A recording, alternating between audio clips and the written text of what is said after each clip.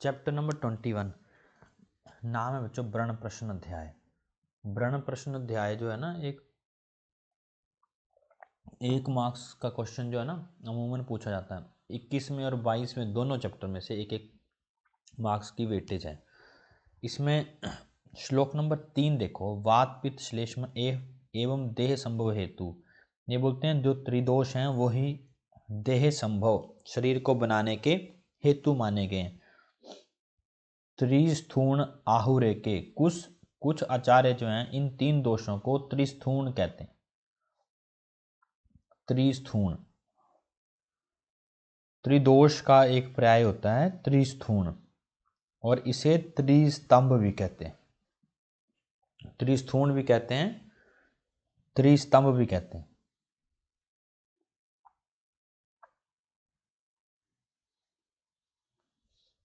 इस अध्याय में पित्त एवं कफ का वर्णन किया गया है। पित्त एवं कफ का वर्णन, व्रण की परिभाषा, ये बड़ा इंपॉर्टेंट है। व्रण की परिभाषा दी हुई है सिर्फ, और षट क्रियाकाल का इस अध्याय में वर्णन किया गया। त ए व्यापन नाम प्रलय हेतुआ, ये तीनों जो हैं वो व्यापतियों के प्रलय हेतु माने गए हैं शरीर के। तदे भिरेव शोणित चतुर्थे, और चौथा दोष जो है वो शोणित माना जाता है। श्लोक नंबर 4, न अर्ते देह कफादस्ति न पित्तान न मारुतन शोणितम वा नित्यम देहे इतैतु धारयेत।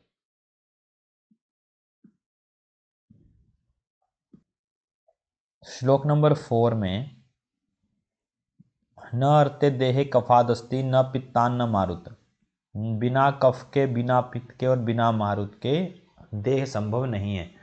शोणितापी, और बिना रक्त के भी। नित्यम देह इतैतु धारयेत, ये नित्य ही धातुओं का, ये नित्य ही शरीर का देह का धारण किए हुए रहते हैं।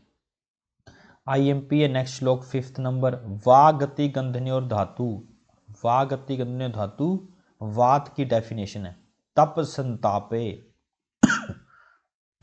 पित्त के लिए कहा गया, तप संतापे पित्त के लिए। शलिश आलिंगने कफ के लिए कहा गया। इनकी डेफिनेशन है, ये वैसे ही याद रखनी है। श्लोक नंबर 6,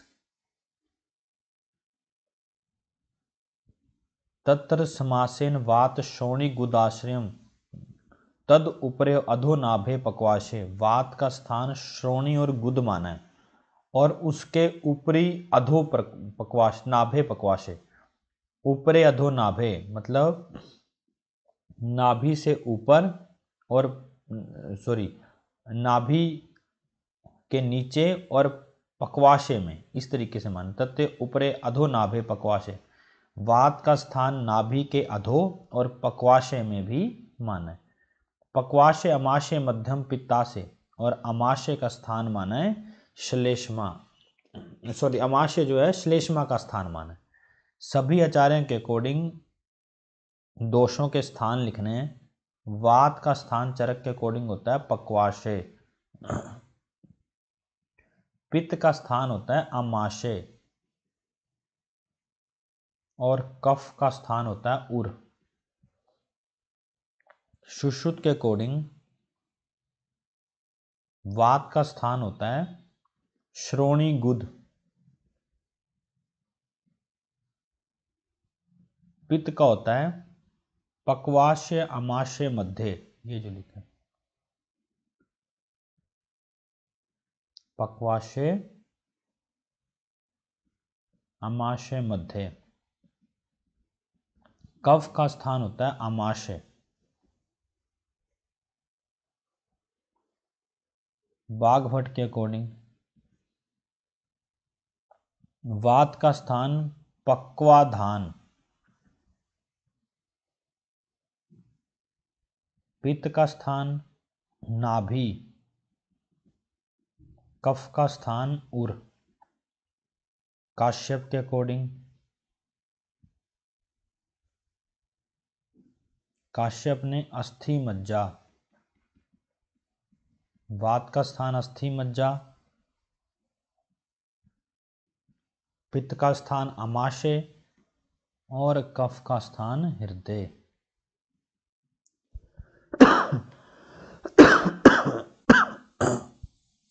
कफ का स्थान माना है हृदय, अस्थि मज्जा वात का, पित्त का आमाशय, कफ का स्थान हृदय।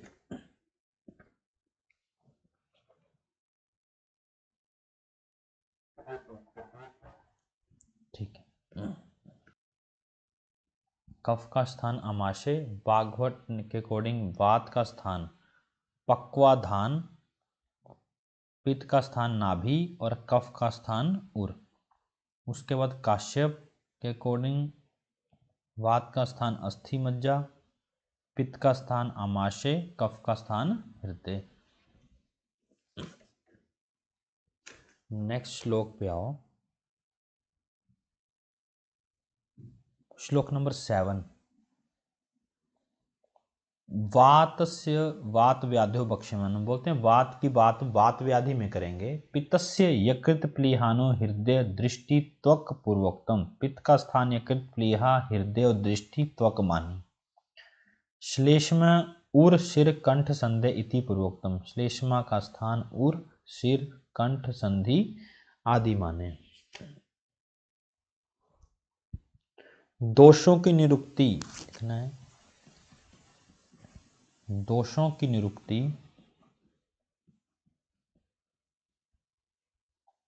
बाय सुश्रुत, सुश्रुत ने करी है। धातु एवं मल,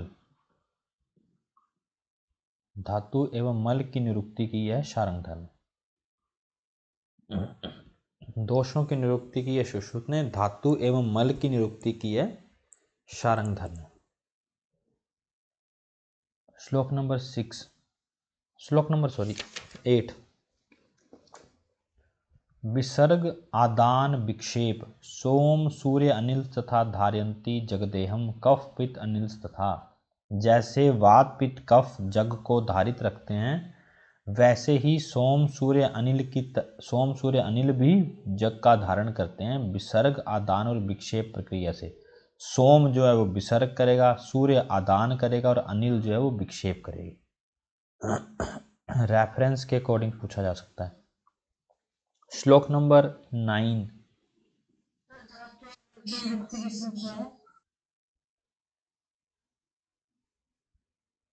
नेक्स्ट आओ श्लोक नंबर 9। तत्र जिज्ञास्यम की पित्त व्यतिरेक अन्य अग्नि, जिज्ञासु पूछते हैं कि पित्त के अलावा भी कोई दूसरी अग्नि है।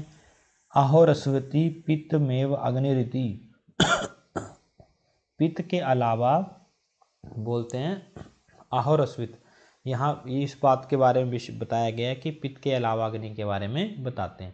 लास्ट में अंडरलाइन करना, न खलु पित्त व्यतिरेका अन्यो अग्निरिति, बोलते हैं पित्त के बिना कोई दूसरी अग्नि नहीं होती।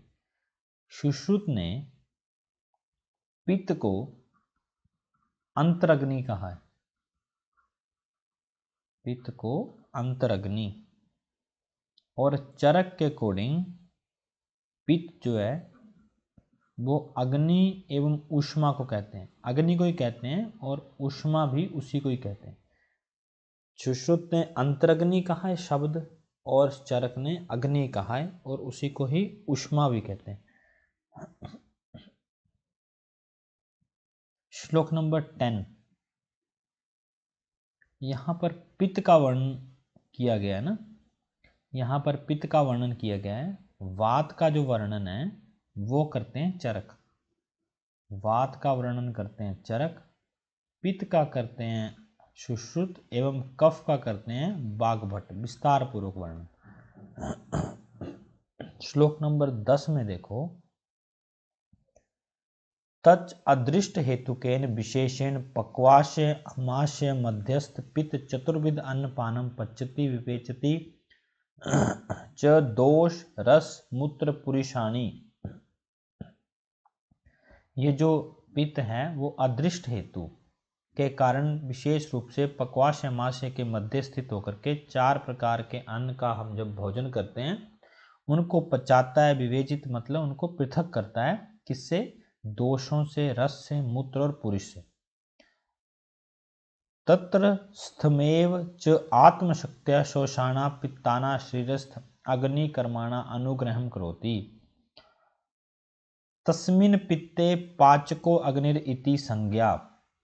ये जो अग्नि है जो शरीर के अग्नि कर्म का अनुग्रह करती है और पाचन का काम करती है, जिसे पाचक पित्त कहते हैं, इसको जिसे जो है तस्मिन् पित्ते, उस पित्त को पाचक अग्नि की संज्ञा दी गई है। यतु यकृत प्लीहो पित्त तस्मिन् रंजको अग्निरिति संज्ञा। जो पित्त यकृत प्लीहा में रहता है और रंजन का काम करता है उसे रंजक पित्त कहा जाता है। सरसस्य राग कृत उत्तम, और वो राग का काम करता है। यत पित्त हृदय संस्थितम तस्मिन् साधको अग्निरिति संज्ञा।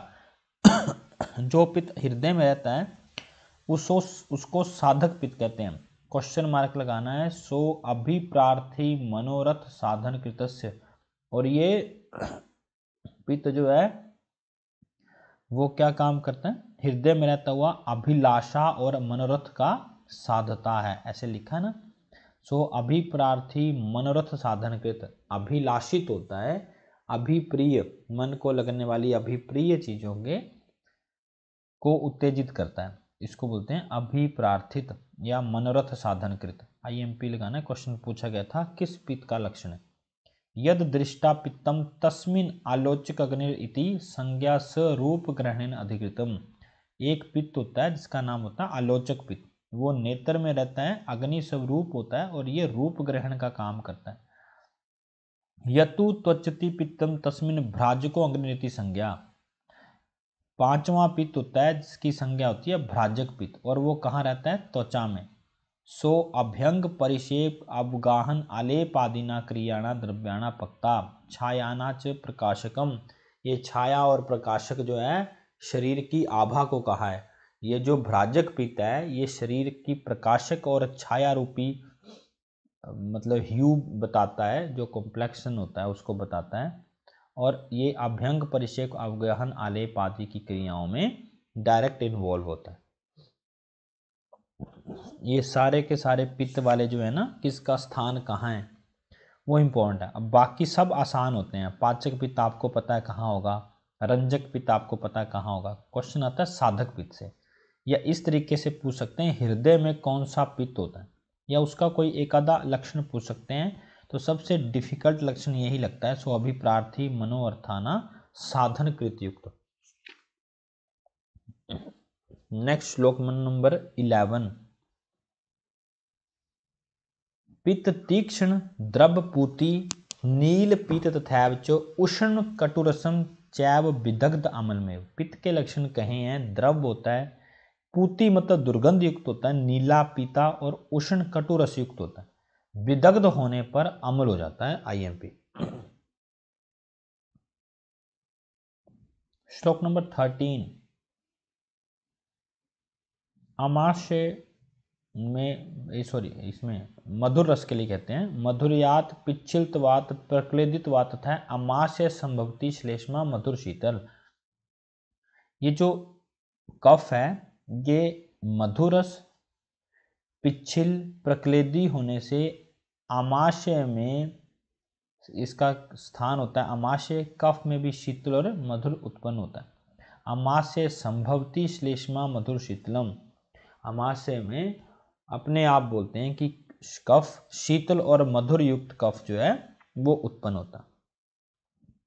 श्लोक नंबर 14। अब देखो जैसे पित्त की डिटेल वर्णन बताया था वैसे कफ का डिटेल वर्णन नहीं बताया इन्होंने। श्लोक नंबर 14 में देखें, सतत्रस्थ एवं स्वशक्त्या शोषाणा श्लेष्माना स्थाना शिरस्य उदक कर्मणा अनुग्रहम करोति। इसको पीछे वाले छोड़ो, यहाँ से अंडरलाइन कराओ, शिरस्य उदक कर्मणा अनुग्रहण करोति। कफ को उदक पानी के कर्म की तरह माना जाता है, अनुग्रह करना चाहिए। जैसे जल के कर्म होते हैं वैसे कफ के कर्म का अनुग्रहण करना चाहिए।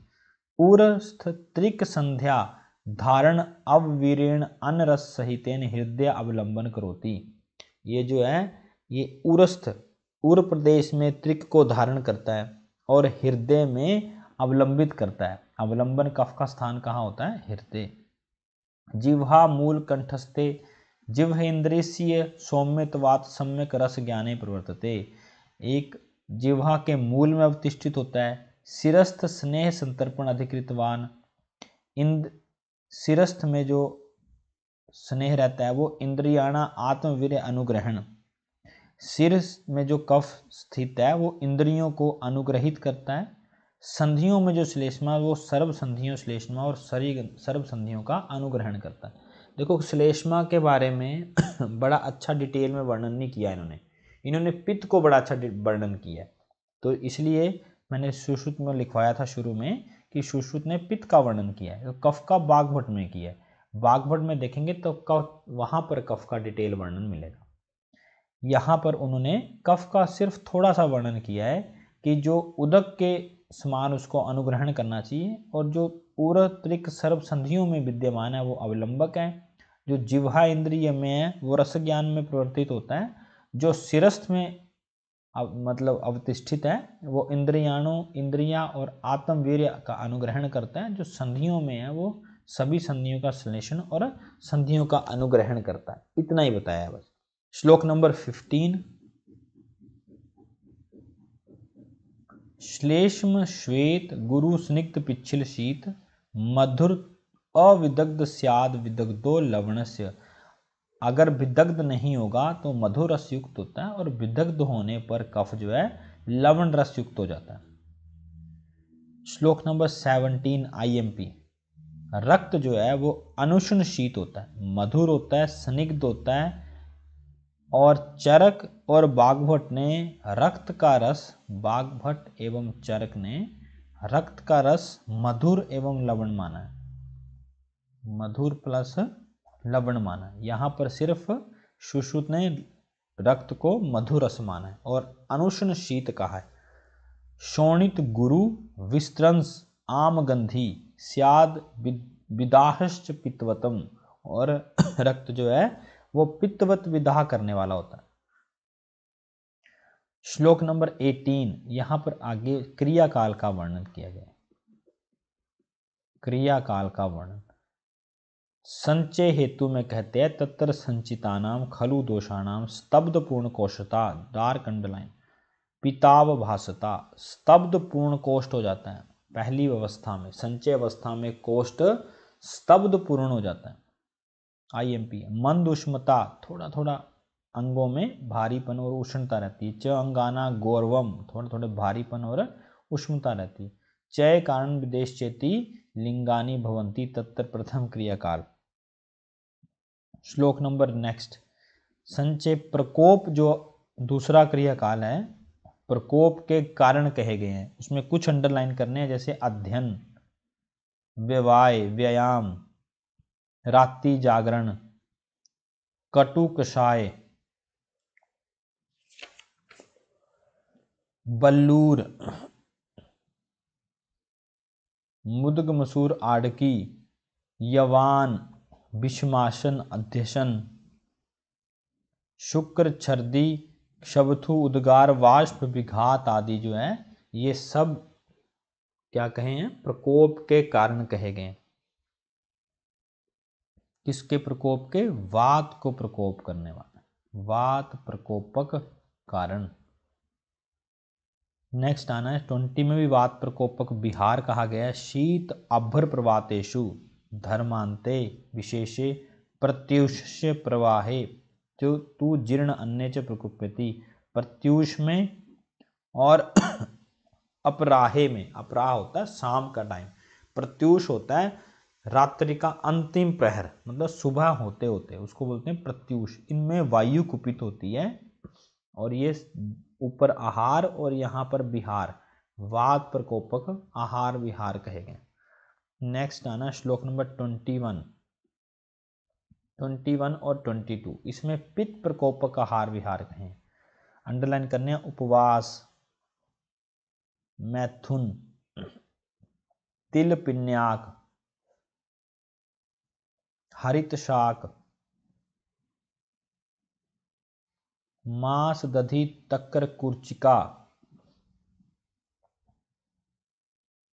कुर्चिका क्या होती है? दधि तक्कर के साथ वा सह पाकात पृथक भूत घन द्रव्याणा क्षीर कुर्चिका त्युच्यते, हिमाद्री कहते हैं। दही को तक्कर के साथ पाक करने पर जो घनीभूत द्रव्य बनता है पनीर के जैसा, उसको कुर्चिका कहते हैं। और वैसे ही एक और लाइन अंडरलाइन करो यहाँ, कुर्चिका और दूसरा नहीं दिया है, रहने दो, किलाट होता है उसके बारे में दिया नहीं है ना, कोई बात नहीं। नेक्स्ट आओ, श्लोक नंबर 22। तद उष्णैर उष्ण काले मेघांते और अर्धरात्रे या मध्याह्ने, दिन के दोपहर में, आधी रात्रि में, उष्ण काल में और मेघांते में, वर्षा के बाद शरद में पित्त जो है वो कुपित होता है। नेक्स्ट आना श्लोक नंबर 23, कफ प्रकोप में दिया हुआ है, जैसे दिवा स्वप्न, माश महाभाष, गोधूम तिलपिष्ट, अंडरलाइन करना, दधि दुग्ध कृष्णा पयशो इक्षु शमशन अध्यशन प्रभृति। और बिहार में दिया है स शीतो शीतकालो बसंते विशेषज पूर्वाहे प्रदोषे। प्रदोषे क्या होता है? रात्रि का अंतिम प्रहर। और पूर्वाहे क्या होता है? पूर्वाहे होता है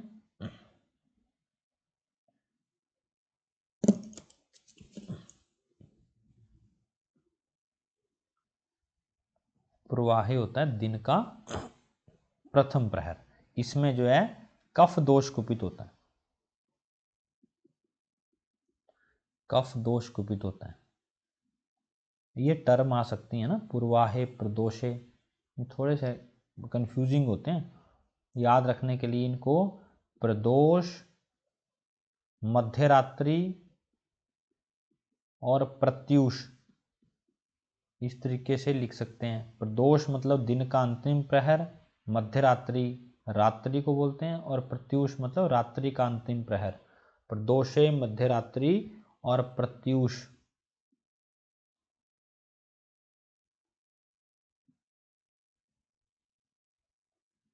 श्लोक नंबर 25, रक्त प्रकोपक कारण। जो पित्त प्रकोप के कारण है वही रक्त प्रकोपक के भी होते हैं, जैसे दिवास्वपन, श्रम, आघात, जीर्ण, विरुद्धासन,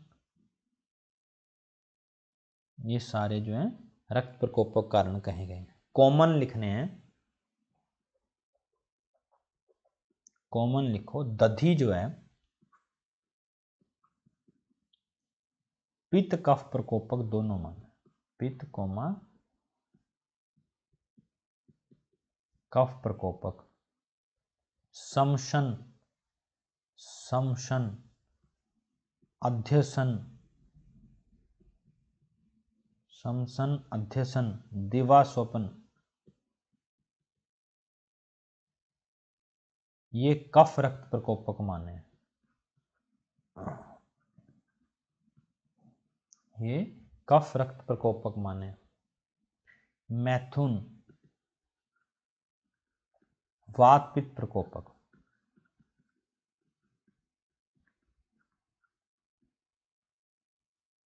अध्यसन, अध्यसन जो है वो कफ रक्त प्रकोपक माना है, वो लिख दिया है। नेक्स्ट आओ, श्लोक नंबर 26। यस्माद् रक्तम बिना दोषैन कदाचित कुर्वति तस्मात् यथा दोषम काल विद्यात् प्रकोपेण। बिना दोषों के रक्त कभी कुपित नहीं होता, इसलिए अपने प्रकोप का काल दोषों के अनुसार जाना चाहिए।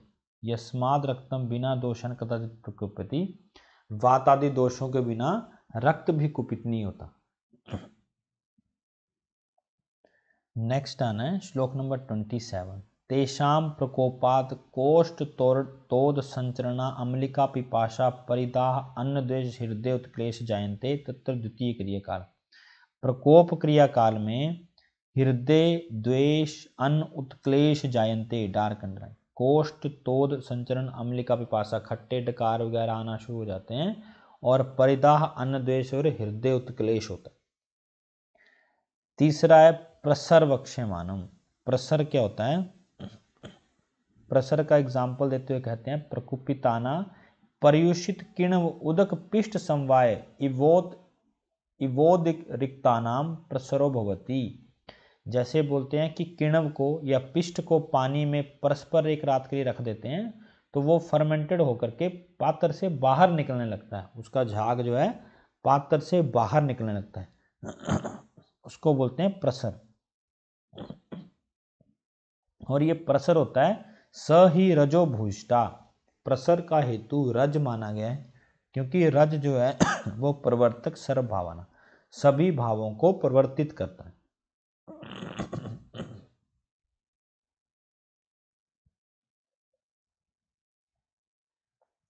श्लोक नंबर 28 के लास्ट में देखो, इत्यमेव पंचदशा प्रसरंती। इसी प्रकार से 15 जो है प्रसर कहे गए। यहां लिखना है वायु रजोगुण बहुला होती है। वायु जो है वो रजोगुण बहुला मानी जाती है और प्रसर के भेद 15 होते हैं। प्रसर के भेद होते हैं 15। वायु रजोगुण बहुला मानी जाती है और प्रसर के भेद होते हैं 15। श्लोक नंबर 31।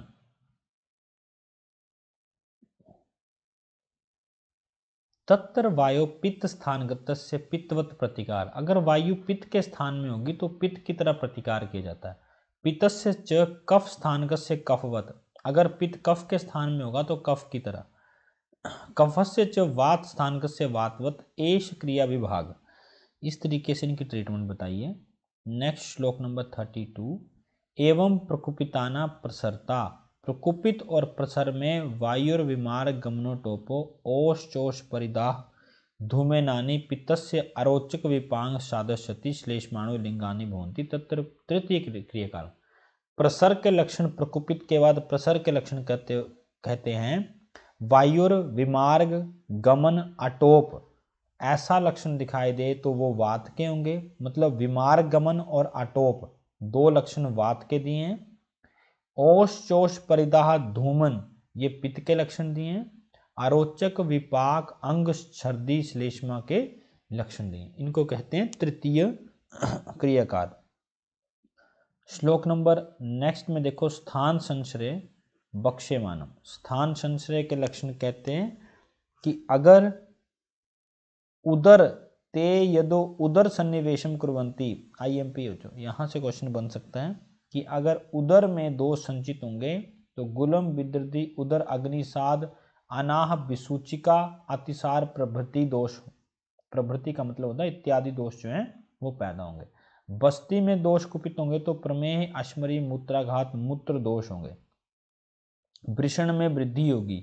मेड्र में होंगे निरुद्ध प्रकाश उपदंश शूक दोष गुतगुत भगंदर आदि। ऊर्ध्व जत्रुगत क्वेश्चन मार्क लगाना है। त्वक मास शोणित तस्य क्षुद्र रोग कुष्ठानी विसर्प।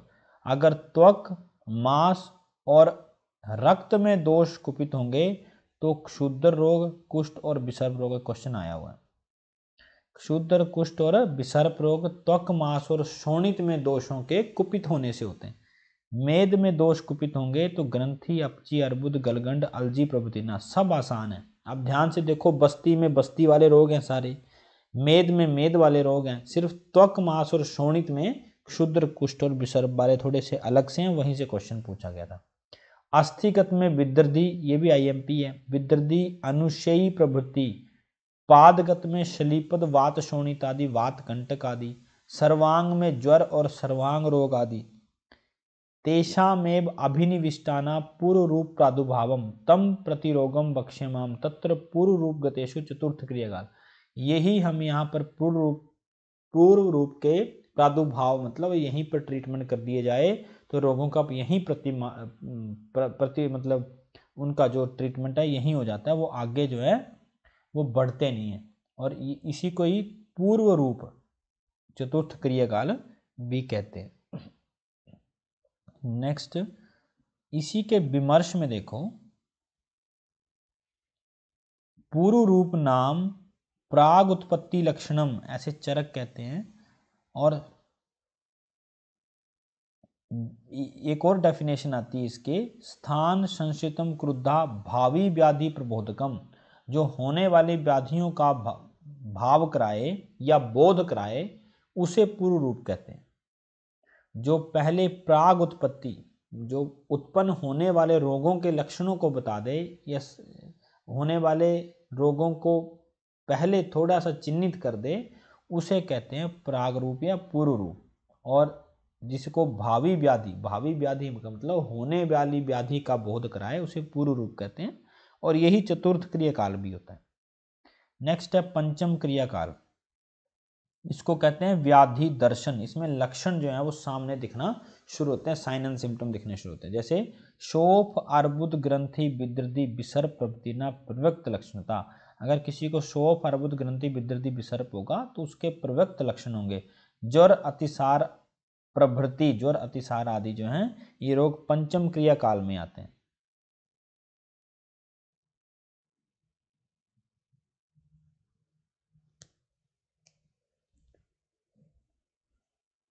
नेक्स्ट श्लोक में आओ, इसी को देखो विमर्श में संस्थान व्यंजन लिंग लक्षण चिन्ह आकृति वगैरह बोला गया। श्लोक नंबर 35, अतः ऊर्ध्व एतात अवदीर्णम व्रण भावान भाव अपन्नानम षष्ठ क्रियाकाल। जो ऊर्ध्व एते अवदीर्ण, ये जो शोफ अर्बुद हुए हैं ये अवदीर्ण होकर के व्रणों में प्राप्त हो जाएं तो उसे षष्ठ क्रियाकाल कहते हैं। जैसे ज्वर अतिसार प्रवृत्ति दीर्घ काल अनुबंधस्य, अगर यही ज्वर अतिसार, ये जो शोफ अर्बुद ग्रंथि विधृति है ये व्रणों में उत्पन्न हो जाए, मतलब व्रण अवस्था को प्राप्त हो जाए तो उसको छठा क्रियाकाल कहेंगे। या जो आगे ज्वर अतिसार दिए ये अधिक काल तक बने रहें और तत्तर अप्रतिकार क्रियमाणे असाध्य उपहंति, अगर उनका प्रतिकार नहीं किया जाए तो वो असाध्यता को प्राप्त हो जाते हैं। ये छठा क्रियाकाल है। श्लोक नंबर 36, संचय प्रकोप प्रसर स्थान संश्रम व्यक्ति भेद यो वेति दोषाणा से भवेद विषक। जो इन 6 अवस्थाओं को जानता है वही दोषों का असली डॉक्टर माना जाता है। संचय प्रकोप प्रसर स्थान संश्रय व्यक्ति और भेद, 6 प्रकार के क्रियाकाल हो। श्लोक नंबर 37, संचय अपहृता दोषा लभंते न उत्तरगति। अगर संचय अवस्था या उससे पहले पहले की अवस्था में ही इस दोषों का अगर चिकित्सा कर दी जाए, विनाश कर दी जाए तो उत्तरोत्तर गति को प्राप्त नहीं होते। ते उत्तरासु गतिषु भवंती बलवत्रा, ये बलवान होते होते उत्तरोत्तर गति को प्राप्त करते जाते हैं। मतलब संचय से प्रकोप, प्रकोप से प्रसर, ऐसे बढ़ते हुए जाते। विमर्श में देखो, बहुदोष में शोधन, मध्य दोष में लंघन पाचन, अल्प दोष में संशमन क्रिया, ये चरक द्वारा बताया गया। श्लोक नंबर नेक्स्ट आओ 39 में संसर्ग यो गरियान स्याद उपक्रमम सवै भवेत शेष दोषा विरोधनी सन्निपाते तथैव च। संसर्ग यो गरियान, जब 2 दोषों का संसर्ग होता है उसमें से भी गरियसी जो उत्तम दोष होता है, उग्र दोष होता है, उसका उपक्रम प्रथम करना चाहिए और शेष जो है वो विरोधिन, जो उन्हें बढ़ाने वाले ना हो, ऐसे विरुद्ध चिकित्सा करनी चाहिए। सन्निपात में भी यही प्रशस्त होता है। रेफरेंस के तौर पर पूछ सकते हैं। नेक्स्ट श्लोक नंबर 40, रेफरेंस की बड़ी इंपॉर्टेंट लाइन है। व्रण वस्तु का वर्णन किया गया है इस अध्याय में। व्रण का चैप्टर का नाम अगर आप देखें तो व्रण के ऊपर है और पूरे अध्याय में व्रण का कोई जिक्र नहीं है, सिर्फ लास्ट में एक व्रण का जिक्र है, नाम है व्रण प्रश्न, और एक ही व्रण का जिक्र है। बस इस चैप्टर को इसलिए ध्यान रखना, इसमें रेफरेंसेस पूछी जाती हैं। चैप्टर का नाम है व्रण प्रश्न और इसमें व्रण का कोई खासा जिक्र नहीं है, दोषों से लेकर के बाकी सारे जिक्र हैं। और व्रण की लास्ट में डेफिनेशन आती है, वृणोति यस्मात् रूढ़े अपि व्रण वस्तु न नश्यति। व्रण वस्तु होता है स्कार, एक बार व्रण बनने पर वो भर भी जाए, रूढ़े अपि मतलब हील भी हो जाए, तब भी उसकी चिन्ह जो है, उसका स्कार जो है न नश्यति, कभी नहीं जाता है। आदेह धारणात् तस्मात्, जब तक हमारा शरीर रहेगा तब तक वो व्रण चिन्ह भी रहेगा। व्रण इत्युच्यते, उसे ही व्रण कहते हैं। डेफिनेशन भी पूछ सकते हैं और रेफरेंस भी पूछ सकते हैं। मोस्ट इंपॉर्टेंट रेफरेंस के लिए श्लोक है ये, ठीक है। नेक्स्ट चैप्टर पे आओ।